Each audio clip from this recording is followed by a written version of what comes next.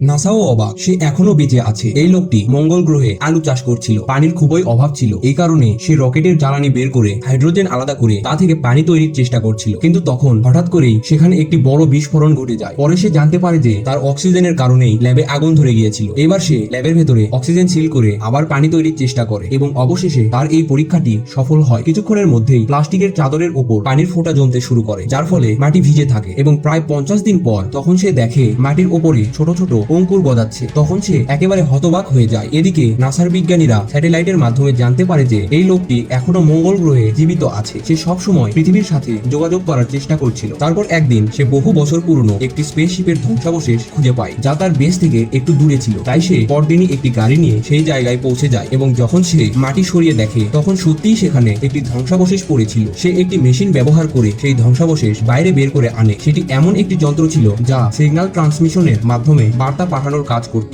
যদিও একটি বার্তা পাঠাতে প্রায় 32 মিনিট সময় লাগতো।